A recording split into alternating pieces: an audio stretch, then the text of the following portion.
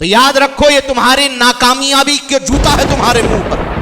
یہ تبرک کی طرح جو زکاتوں کو بانٹنے کا سسٹم آج آپ نے بنایا ہوا ہے، 1000 سال تک کے بھی اگر اسی طرح زکاتیں بانٹتے رہو تمہارے سماج میں کوئی تبدیلی آنے والی نہیں ہے۔ السلام علیکم ورحمۃ اللہ وبرکاتہ۔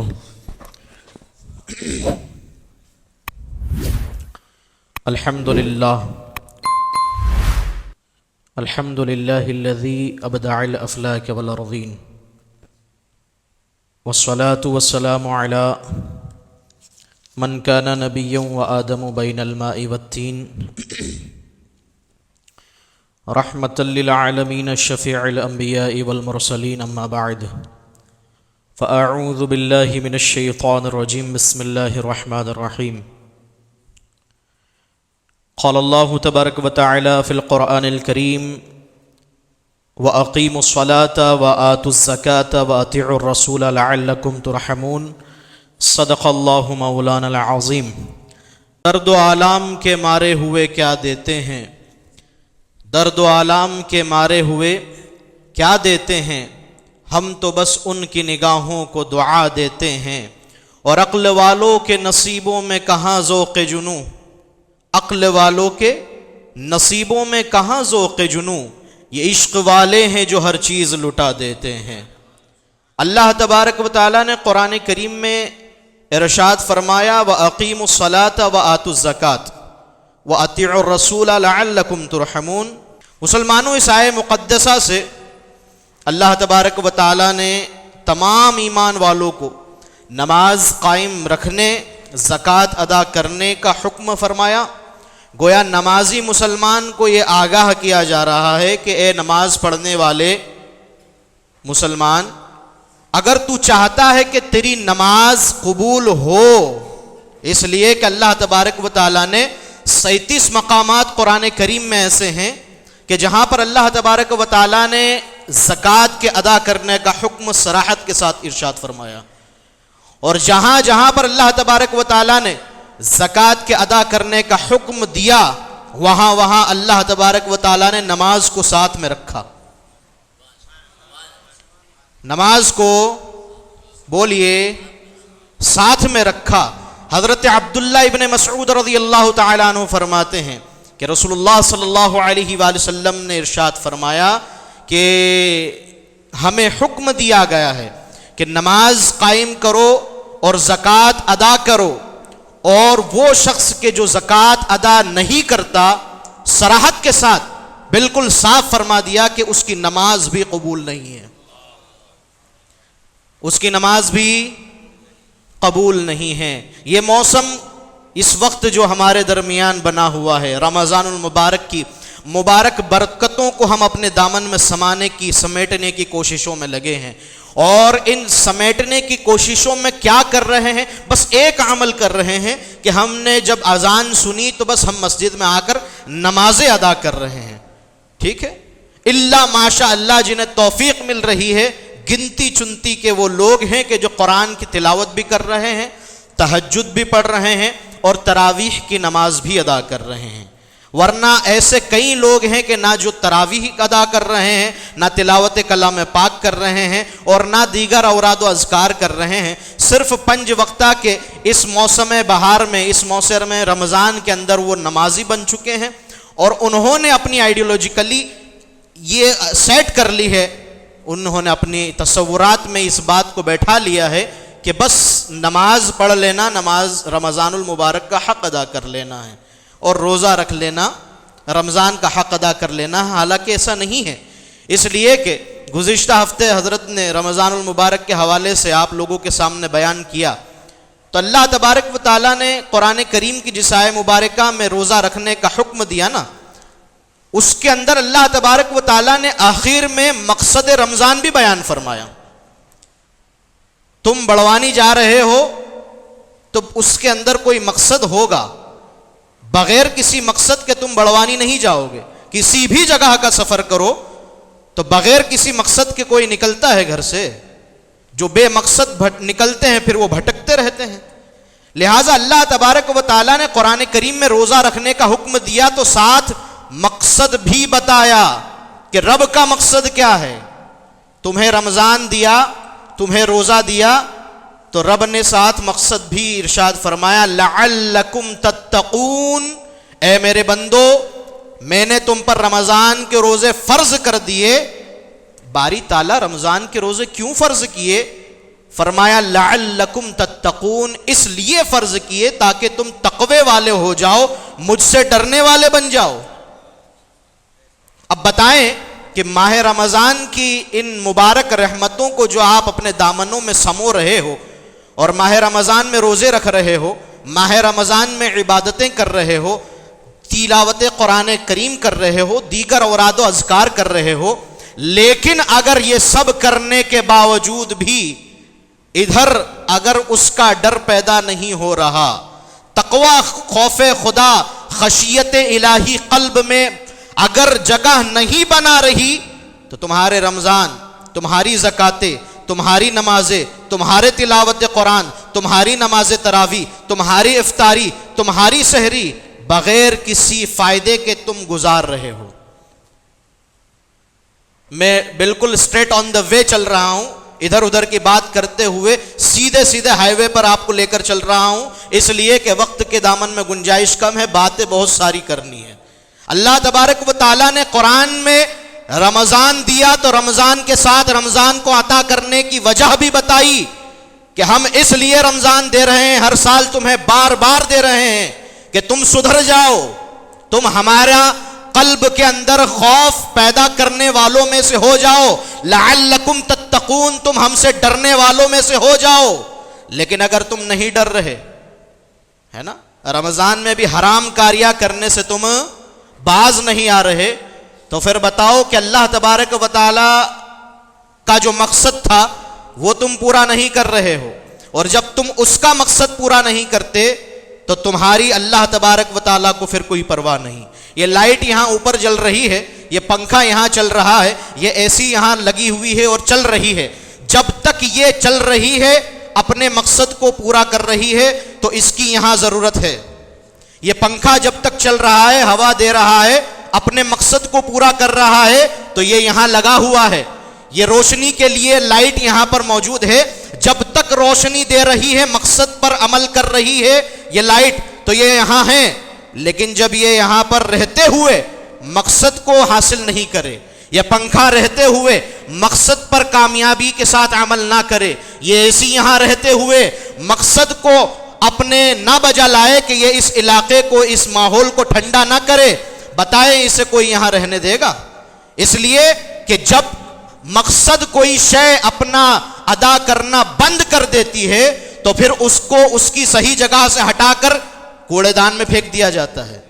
تم بھی سمجھ لو مسلمانوں، صاف صاف کھل کر بتا رہا ہوں، قرآن کریم میں اللہ تبارک و تعالیٰ نے فرمایا لعلکم تتقون، تمہیں رمضان دیے، تیری 30 سال کی زندگی ہو گئی، 40 سال کی زندگی ہو گئی، 50 سال کی زندگی ہو گئی، 60 سال کی زندگی ہو گئی، تو نے 30 40 45 50 رمضان پائے، لعلکم تتقون کا مقصد تیرے اندر پیدا نہیں ہوا، تیرے اندر خوف خدا پیدا نہیں ہوا، تو چونکہ رب کے مقصد کو تو نے حاصل نہیں کیا، تیری جگہ پھر اللہ تبارک و تعالی جہنم کے سوا کہیں اور نہیں بنائے گا.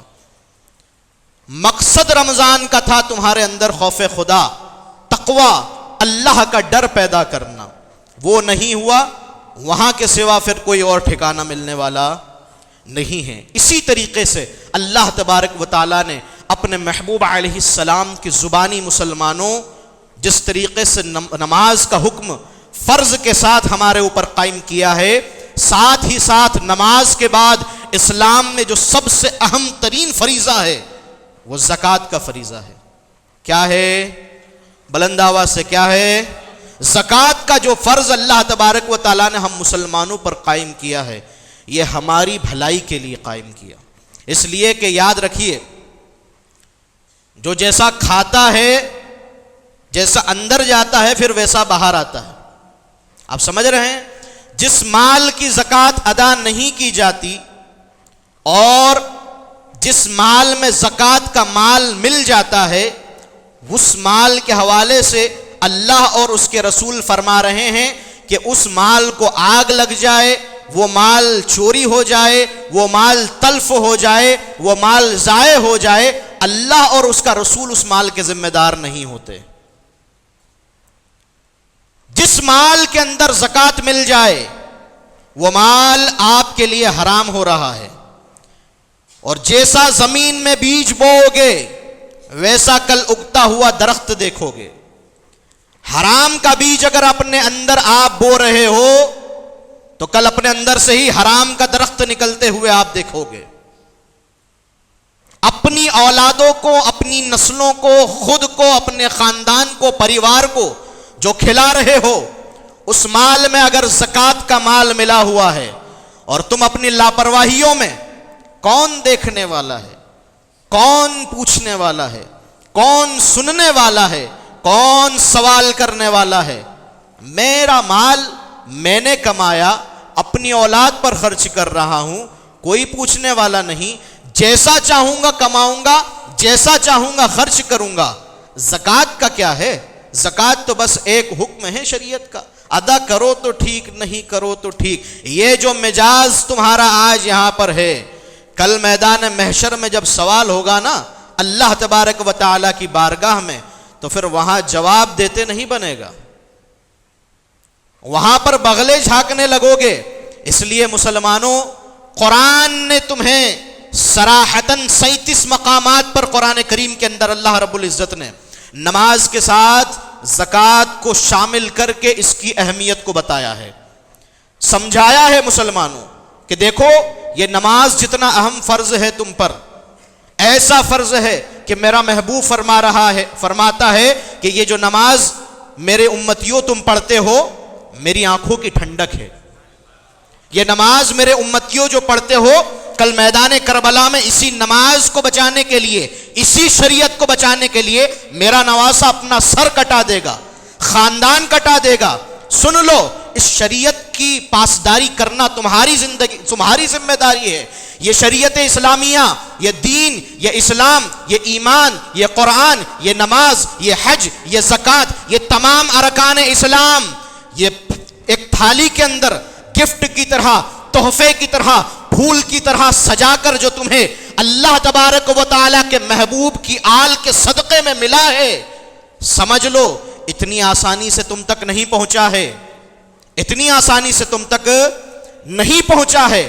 نبی کا خاندان کٹا ہے کربلا میں، جب جا کر تمہیں یہ شریعت ملی، تب جا کر تمہیں یہ اسلام ملا، تب جا کر تمہیں یہ دین ملا۔ اب تمہاری ذمہ داری بنتی ہے کہ تم اس نماز کو بھی قائم رکھو، لیکن سنو، اگر اس قائم کرنے والی، اس قائم رکھنے والی نماز کو تم بچانا چاہتے ہو تو محبوب علیہ السلام فرما رہے ہیں کہ زکوٰۃ بھی ادا کر دو، اس لیے کہ جس نے زکوٰۃ اپنے مال کی صحیح طریقے سے ادا نہ کی، اس شخص کی نماز بھی قبول نہیں ہے۔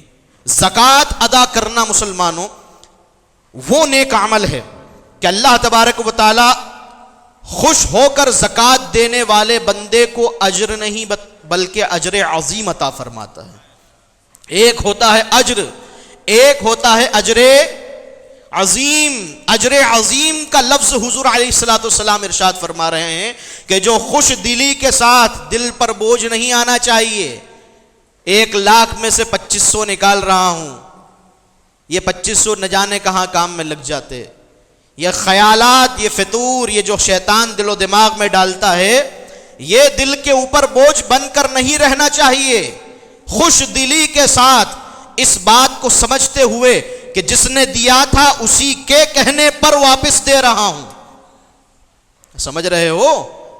وہ چاہتا، مالک اگر چاہتا تو ہم پر 50% لگا دیتا، اس نے 2.5% ہی لگایا نا آپ کے ٹوٹل منی کے اندر، صرف 2.5%، وہ چاہتا تو 50% لگا دیتا، لیکن نہیں، اس نے صرف 2.5% کا کہا کہ دیکھو تمہارے پاس اگر 7.5 تولہ سونا یا 52.5 تولہ چاندی کی مقدار رقم ہے، یا 52.5 تولہ چاندی یا 7.5 تولہ سونا ہے، اور تم پر یہ سال، تمہارے پاس یہ رقم، یہ سونا، یہ زیورات سال بھر گزار لے، تو تمہاری ذمہ داری بنتی ہے کہ سال بھر گزرنے کے بعد پہلا دن جیسے ہی آئے اس مال کی زکوٰۃ ادا کرو۔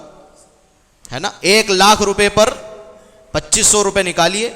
اب اس رقم کے اوپر جتنا بنتا جائے اس کو پلس کرتے جائیے.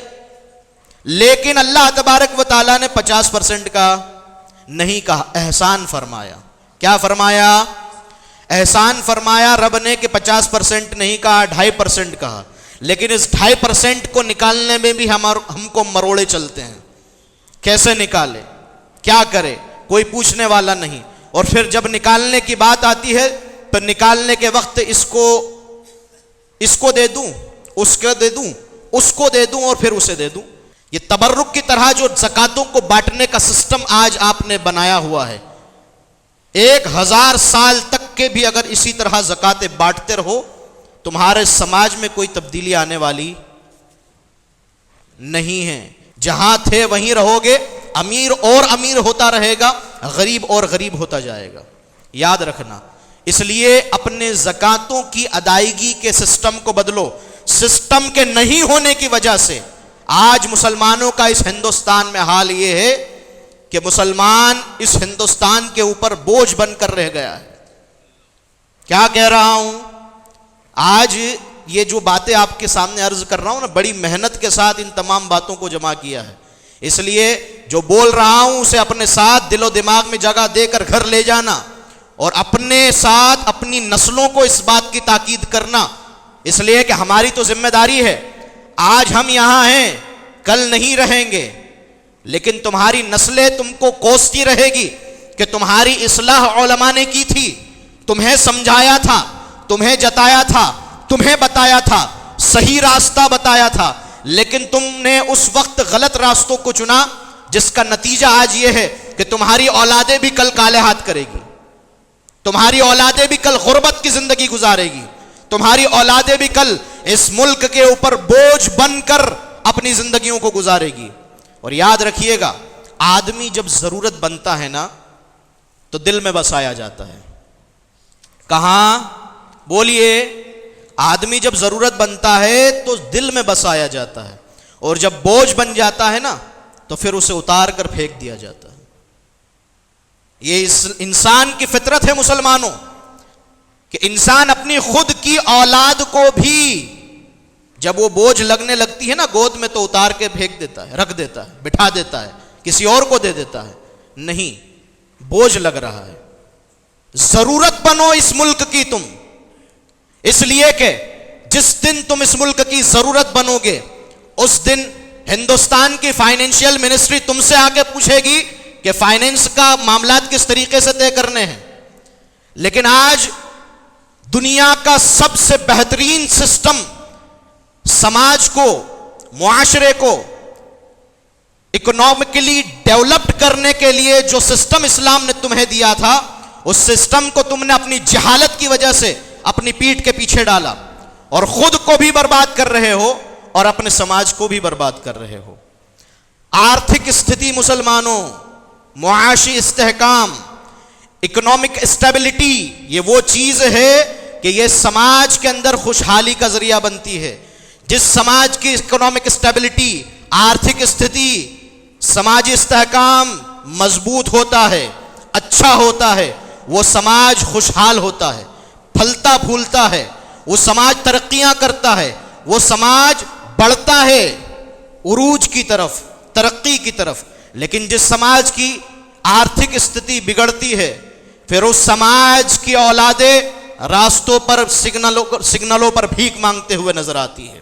اسی سماج کی عورتیں اپنی عزتوں کو بیچتے ہوئے ہوٹلوں میں ملتی ہے. اسی سماج کی بیٹیاں اپنے آپ کو خیروں کے نرغے میں لے جا کر پھنسا رہی ہے, اس لیے کہ مسلم سماج نے اپنے آپ کو اکنامکلی بہت ختم کر لیا ہے, آرتھک استھتی میں اپنے آپ کو برباد کر لیا ہے, صرف اور صرف اپنی جہالت کی وجہ سے. مسلمانوں, جس وقت زکوٰۃ فرض ہوئی 2 ہجری میں فرض ہوئی تھی. کب ہوئی تھی؟ بلند آواز سے. زکوٰۃ کب؟ آج سے 1444 سال پہلے فرض ہوئی. یہ 46ویں ہجری ہے. رمضان المبارک میں 1444 سال پہلے 2 ہجری میں زکوٰۃ فرض ہوئی. اور زکوٰۃ کی برکت جانتے ہو کیا ہے؟ زکوٰۃ کا یہ اثر ہے کہ جیسے ہی زکوٰۃ فرض ہوئی نبی پاک علیہ الصلوۃ والسلام نے زکوٰۃ پر عمل کرنے کا حکم دیا. زکوٰۃ جمع کر کے سماج کے غریب طبقے کو اوپر لانے کے لیے نبی پاک علیہ الصلوۃ والسلام نے فوراً تحریک شروع فرمائی, اور اس تحریک کا یہ نتیجہ ہوا 2 ہجری میں مسلمانوں پر زکوٰۃ فرض ہوئی تھی. وکیل صاحب 2 ہجری میں فرض ہوئی. 99 ہجری میں حضرت سلطان عمر بن عبد العزیز کا دور آتا ہے. 97 سال, کتنے سال؟ 97 سال میں 5 سال آپ نے حکومت کی. عمر بن عبد العزیز کا دور آتے آتے مسلمانوں کا یہ حال ہو چکا تھا کہ عمر بن عبد العزیز نے اپنے دور حکومت میں جب عاملین کو روانہ کیا زکوٰۃ وصول کرنے کے لیے, اور وہ وصول کر کے جب زکوٰۃ لے کر آتے ہیں تو خدمت میں پیش کرتے ہیں سلطان کی, حاکم کی, تو حضرت عمر بن عبد العزیز فرماتے ہیں کہ اس زکوٰۃ کو لے جا کر ضرورت مندوں میں بانٹ دو. تو عاملین لے جا کر ضرورت مندوں میں زکوٰۃ کو بانٹتے ہیں اور واپس لے کر آتے ہیں. کہا کہ حضرت زکوٰۃ عاملین کے ذریعے سے ضرورت مندوں میں بانٹ دی گئی, لیکن پھر بھی بچ چکی ہے, اب کیا کرے؟ تو کہا کہ اگر بچ گئی ہے تو پھر وہ لوگ کہ جو اس وقت قرض دار ہے ان کے قرضوں کو ادا کرنے کے لیے لگا دو. کہا کہ قرض داروں کے ادا کرنے کے لیے, قرضہ ادا کرنے کے لیے ہم نے زکوٰۃ کا مد ان کو فنڈ دے دیا ہے, اس کے بعد بھی بچ گئی ہے. تو کہا کہ اچھا ٹھیک ہے, پھر ایک کام کرو کہ اسلامک ریاست میں رہنے والے جتنے غیر مسلمین ہیں ضرورت مند, ان کی ضرورتوں کو جا کر پورا کرو. کہا کہ وہ بھی کر چکے ہیں, ان کو بھی لے جا کر دے دیا ہے اور ان کی ضرورتوں کو بھی پورا کر دیا, پھر بھی بچ گئی. کہا کہ کیا کرے؟ پھر کہا کہ جاؤ ایجوکیشن کی تعلیم کے میدان میں اسے لگاؤ, جو پڑھانے والے لوگ ہیں, ٹیچرز ہیں, ان کی ضرورتوں کو پورا کرو, طلباء کی ضرورتوں کو پورا کرو. جب تم یہ کام کرو گے تو ایجوکیشن کی فیلڈ مضبوط ہو جائے گی. کہا کہ حضرت ایجوکیشن کی فیلڈ میں, طلباء میں اور اساتذہ میں بھی زکوٰۃ کا مال ضرورت کے طور پر ان کو دے دیا جا چکا ہے, پھر بھی زکوٰۃ بچ چکی ہے. تو حضرت عمر بن عبد العزیز رحمت اللہ تعالی علیہ فرماتے ہیں کہ الحمدللہ رب العالمین, میرا دور حکومت وہ دور حکومت ہے کہ جس میں آج یہ حال ہو چکا ہے زکوٰۃ کو صحیح ادا کرنے کی وجہ سے کہ آج میری حکومت کے اندر زکوٰۃ دینے والے تو مل رہے ہیں لیکن اب لینے والا کوئی نہیں مل رہا. تو کہا کہ حضرت اب یہ بچی ہوئی زکوٰۃ کے مال کا کیا کرے؟ کہا کہ ایک کام کرو, اب اس سے گیہوں خریدو, چاول خریدو, اور شہر کے آس پاس جتنے پہاڑ ہیں سب پر لے جا کر اسے پھیلا دو کہ اللہ تبارک و تعالیٰ کی اس ریاست کے اندر, اس اسلامی حکومت کے اندر انسان تو انسان, کوئی پرندہ بھی اب بھوکا نہیں رہنا چاہیے. یہ ہے مسلمانوں زکوٰۃ اور زکوٰۃ کا سسٹم, کہ جب اس سسٹم پر صحیح طریقے سے عمل کیا جاتا ہے تو پھر سماج اتنا ترقی کی طرف بڑھ جاتا ہے کہ زکوٰۃ دینے والے تو پھر ملتے ہیں لیکن زکوٰۃ لینے والا کوئی نہیں ملتا.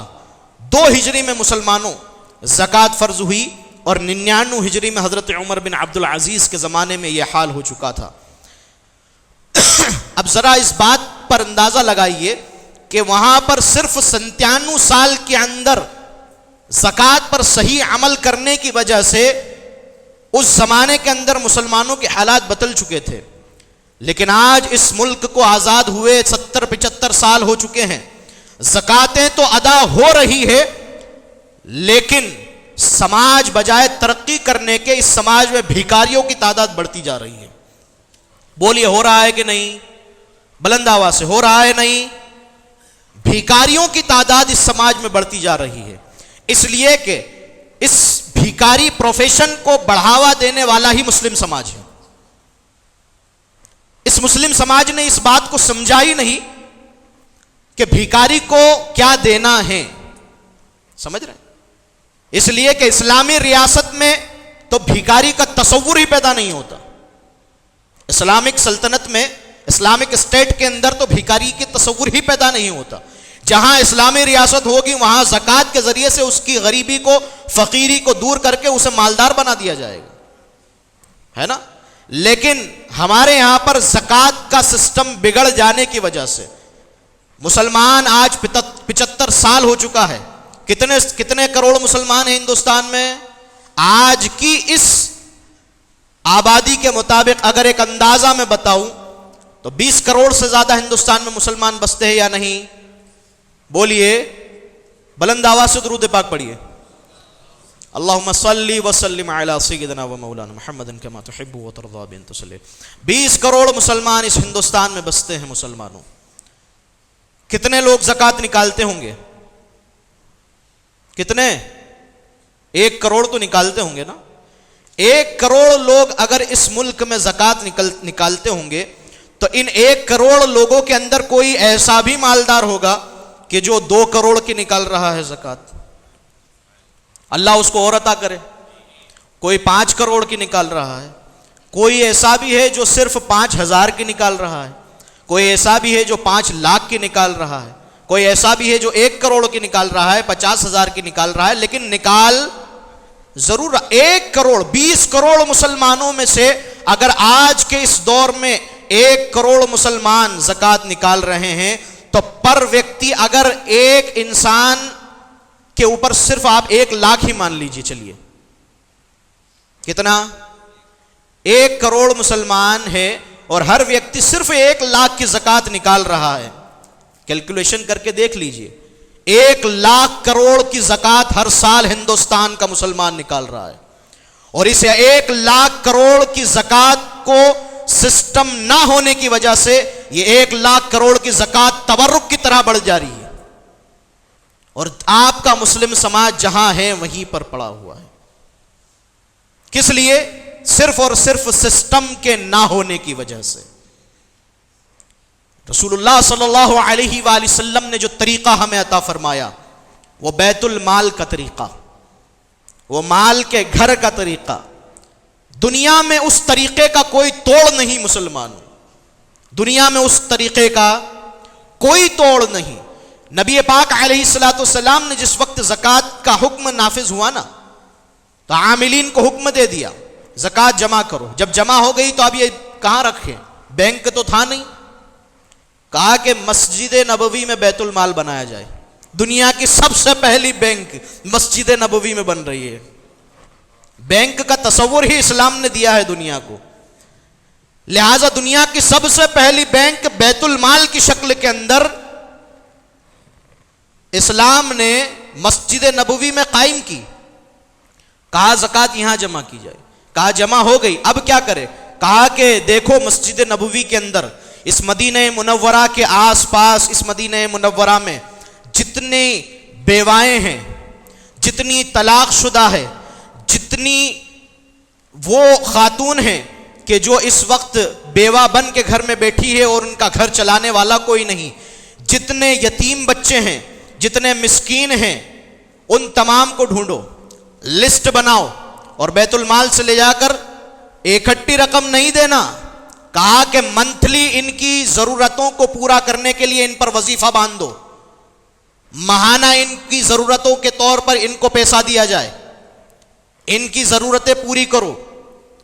یہ اسلام نے سسٹم دیا. اور ہم نے کیا کیا؟ مساجد کو صرف اور صرف نماز پڑھنے کے لیے، رمضان میں تراویح پڑھنے کے لیے، جمعہ پڑھنے کے لیے اور بڑھ چڑھ کر جھگڑا کرنے کے لیے بنا لیا.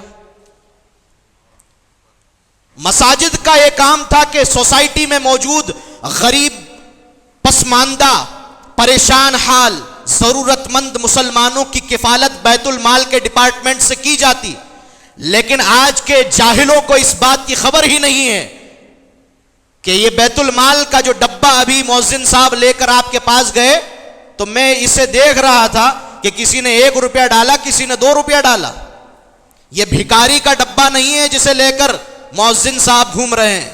یہ وہ ڈپارٹمنٹ ہے جسے رسول اللہ نے 1444 سال پہلے مدینہ منورہ میں قائم کیا تھا. اور اس کی برکتوں سے مسلمانوں کے حالات بدلے تھے. تم نے آج اس ڈبے کو بھیک کا ڈبہ سمجھ کے اس ڈبے کے ڈپارٹمنٹ کے لیے اپنے تصورات کو بدلے. نتیجہ یہ ہوا کہ تمہارے سماج کے اندر غریبی نے اپنا پیر پسار لیے ہیں اور غریبی کی وجہ سے آج مسلم سماج کے اندر کیا کچھ نہیں ہو رہا ہے دیکھ لیجئے. اس لیے کہ ضرورت پوری کرنے کے لیے انسان ہر قسم کا غلط قدم اٹھاتا ہے. آج اس مسلم سماج کے اندر مساجد کی یہ ذمہ داری تھی کہ مسجد کمیٹی اپنے سراؤنڈنگ کے اندر 50 گھر آگے 50 پیچھے 50 دائیں 50 بائیں ہر گھر کی باقاعدہ ایک سروے لسٹ رکھتی اور اس سروے لسٹ کے ذریعے سے بیت المال کے اندر فنڈ جمع کرتی, زکوٰۃ لیتی, شہر کے لوگوں سے صدقات لیتی, فطرات لیتی, خیرات لیتی, ہر قسم کے مال کو لے کر بیت المال میں لا کر رکھا جاتا. اور پھر سروے رپورٹ کے مطابق مسلمانوں کے اندر وہ بچے جو فیس نہ بھرنے کی وجہ سے اسکول سے ڈراپ آؤٹ ہو رہے ہیں, فیس نہ بھر پانے کی وجہ سے ان کی ٹیوشنز چھوٹ رہی ہے, فیس نہ بھر پانے کی وجہ سے ان کی ایجوکیشن لائف برباد ہو رہی ہے, وہ میکینک بن رہے ہیں, وہ نہ جانے کس قسم کی مزدوری کی طرف بڑھ رہے ہیں, وہ مسلمان غریبوں کا طبقہ, ان کو اوپر لانے کے لیے آپ ان کی مالی طور پر مدد کرتے. لیکن ہمارا یہ حال ہے کہ صاحب ہمیں تو پتہ ہی نہیں ہے کہ ہمیں کرنا کیا ہے. آج اس قوم کا یہ حال ہو چکا ہے مسلمانوں کہ اس مسلم معاشرے کے اندر وہ مسلم نوجوان جو بے روزگار ہے, سب سے پہلے وہ نوجوان نشے کی طرف بڑھ رہا ہے, سب سے پہلے وہ نوجوان جوا کی طرف بڑھ رہا ہے, سب سے پہلے وہ نوجوان کسینوز کی طرف جا رہا ہے. اس لیے کہ جب اس کے پاس مال آنے کا کوئی ذریعہ نہیں, محنت کرنے کی عادت نہیں, محنت ہوتی نہیں, تو پھر کیا کرے گا؟ کسینوں کے ذریعے سے حرام کمائی کمائے گا, جوا کھیلے گا, سٹا کھیلے گا, نہ جانے کس قسم کے برے کاموں کو کر کے وہ شخص اپنی زندگی کو برباد کرے گا. صرف ایک چیز بنیادی کہ آپ نے اپنے بیت المال کی حفاظت نہیں کی, آپ نے اپنی بیت المال کی اہمیت کو نہیں سمجھا. مسلمانوں, اس زکوٰۃ کے سسٹم کو نہ سمجھ کر ہم نے اپنے آپ کو برباد کیا اور اب بھی کر رہے ہیں. دوبارہ سے اس بات کی اطلاع کر رہا ہوں, دوبارہ سے دعوت فکر دے رہا ہوں, دوبارہ سے اس طرف آپ کی توجہات کو مبذول کروا رہا ہوں کہ سنو, سمجھو اور سدھر جاؤ. وہ مال جو تم نے اپنے خون پسینے کو لگا کر کمایا ہے, اس مال کو تبرک کی طرح جگہ جگہ بانٹنے کی بجائے سب سے پہلے اپنے غریب اور مفلس بھائی کی مدد کرو. اس لیے کہ قرآن کا حکم ہے پہلے اپنے خود کے پریوار کے اندر جو زکوٰۃ کے مستحق ہے انہیں دو زکوٰۃ. اپنی بہنوں کو دیکھو, اپنے بھائیوں کو دیکھو, اپنے چچا کی اولاد کو دیکھو, اپنے چچا کو دیکھو, بڑے ابا کو دیکھو. اب آپ کے خاندان میں جو سب سے زیادہ مستحق ہے, سب سے پہلے آپ اسے زکوٰۃ دیجئے. پھر اپنے پڑوس کی جانب بڑھیے, پھر اپنے محلے کی طرف بڑھیے, پھر اپنے شہر کی طرف بڑھیے, پھر اپنے ملک کی طرف بڑھیے. اگر آپ نے اس زکوٰۃ کے سسٹم کو قرآن اور شریعت کے مطابق صحیح طریقے سے ادا کرنا شروع کر دیا تو دن بدن مسلمانوں کے حالات بدلتے جائیں گے. صرف 10 سال مسلمانوں یہ چٹکیوں پر گزرتے ہیں. اگر آپ نے اس زکوٰۃ کے سسٹم کو صحیح کر لیا تو کل آپ کے ہندوستان کی فائنینشل منسٹری آپ سے آ کر پوچھے گی کہ بجٹ کس طریقے سے تیار کیا جائے, کہاں پر پیسہ لگانا ہے. مسلمان پوچھے گا آنے والے وقت میں کہ دنیا کے اندر آج جس طریقے سے مسلمانوں کو دیکھا جا رہا ہے وہ پسماندگی کے نظریے سے دیکھا جا رہا ہے, غربت کے. بجٹ سطر جب آتا ہے نا ہندوستان کا, تو بجٹ بنانے کے لیے فائنینشل منسٹری وہ طرح طرح کے لوگوں سے جا کر مشورہ کرتی ہے. رکشہ والے سے پوچھے گی, ٹھیلا گاڑی چلانے والے سے پوچھے گی, ہے نا, اناج کا ویپار کرنے والوں سے پوچھا جائے گا, کسانوں سے پوچھا جائے گا, مزدوروں سے پوچھا جائے گا, ہے نا, ہر قسم کے لوگوں سے پوچھا جائے گا. نہیں پوچھا جائے گا تو صرف اور صرف مسلمانوں سے نہیں پوچھا جائے گا, اس لیے کہ وہ جانتے ہیں کہ ان کا خود کا وجود انہوں نے اپنے ہاتھوں سے برباد کیا. یہ ملک کی ترقی میں کہاں پر ہمارا ہاتھ دیں گے اور ساتھ دیں گے. اس لیے مسلمانوں اپنے آپ کو قرآن اور سنت اور شریعت کی طرف لے کر آؤ. یہ زکوٰۃ کو تبرک کی طرح بانٹنا بند کرو.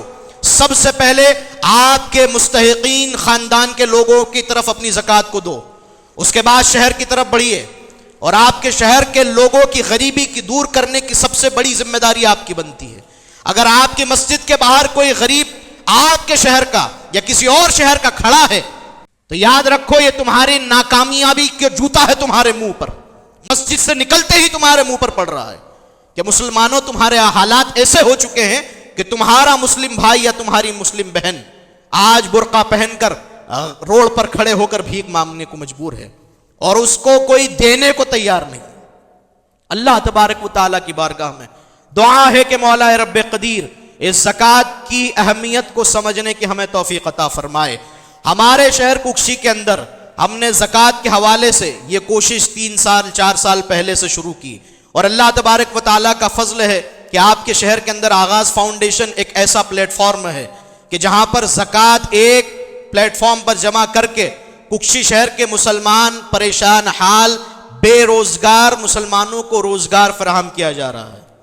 لیکن اس کے باوجود بھی میں کہوں گا سب سے پہلے اپنے مستحق رشتہ داروں کی طرف بڑھیے، پھر پڑوسیوں کی طرف، پھر محلے کی طرف، اور پھر اس کے بعد اگر ضرورت لگتی ہے اور آپ کے پاس مال بچتا ہے تو بڑھ چڑھ کر آپ آغاز فاؤنڈیشن کا اس سال بھی تعاون کیجئے، اس لیے کہ اللہ تبارک و تعالیٰ کے فضل سے ہمارے شہر کے اندر گزشتہ سال بھی میں نے آپ لوگوں کو آنکڑے دیے تھے، لیکن اس سال میں آپ لوگوں کو آنکڑے نہیں دے پا رہا ہوں اس لیے کہ میں ان سے کلیکٹ نہیں کر پایا تھا ضرورت کے طور پر۔ آپ لوگوں کی ذمہ داری بنتی ہے کہ اپنے شہر کے حالات کو بدلنے کے لیے آپ یہ کام ضرور کیجئے۔ اللہ رب العزت ہم مسلمانوں کو اس کار خیر کا حصہ بننے کی توفیق عطا فرمائے۔